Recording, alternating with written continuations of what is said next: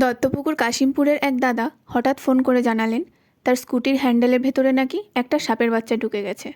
Scooty চালাতে চালাতে হঠাৎ সাপটা নাকি তার হাতের ওপরে উঠে এসেছিল। আমি প্রথমেই জিজ্ঞেস করলাম কেমন দেখতে ছিল। দাদা বললেন, আগের দিন যেটা ধরেছিলে ঠিক সেরকমই। প্রসঙ্গত জানিয়ে রাখি, ঠিক 2 দিন আগেই তার বাড়ি থেকে একটা কেউটের বাচ্চা রেস্কিউ করেছিলাম। এরপর উনি ভিডিও পাঠালেন। ভিডিও খুলতেই পরিষ্কার দেখলাম হ্যান্ডেলের ভেতর সত্যি আর একটা কেউটের বাচ্চা লুকিয়ে আছে। প্রথমেই দাদাকে জিজ্ঞেস করলাম, কামড়ায়নি তো?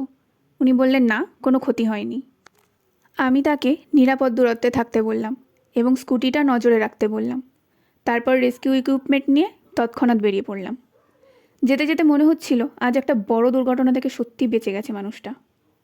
ওখানে পৌঁছে দেখি কেউটোটা এখনও স্কুটির হ্যান্ডেলের গভীরে ঢুকে আছে।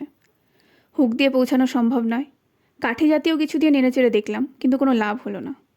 শেষ পর্যন্ত বাধ্য হয়ে স্কুটির সামনের অংশ খুলতে হলো। এদিকে চারপাশে মানুষের ভিড় জমে পরিস্থিতি আরও কঠিন করে তুলছিল। তবু ধৈর্য ধরে কাজটা চালিয়ে গেলাম। নিচে চলে গেছে, এই পাটটা খুলতে হবে।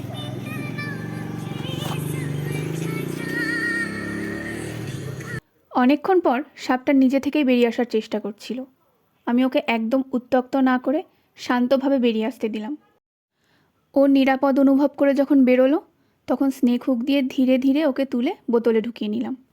কারণ সাপটা যেহেতু খুবই ছোট ছিল, তাই ব্যাগের বদলে বোতলে নিরাপদ ছিল। শেষে একটা কথাই বলতে চাই, পরিস্থিতি যতই কঠিন হোক, ধৈর্য ধরে সাপকে উত্ত্যক্ত না করে শান্তভাবে রেস্কিউ করাই একজন রেস্কিউয়ারের সবচেয়ে বড় দায়িত্ব।